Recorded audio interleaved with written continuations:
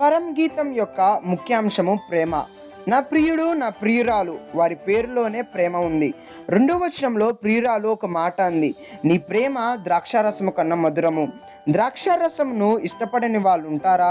నా ప్రియుని ప్రేమ ద్రాక్షారసము కంటే మధురమైనది. దీనికి ప్రియుడు ఏమన్నాడో తెలుసా? 4వ అధ్యాయం 10వ వచనంలో, సహోదరి ప్రాణేశ్వరి, నీ ప్రేమ ఎంత మధురము, ద్రాక్షారసమున కన్నా నీ ప్రేమ ఎంత సంతోషకరము.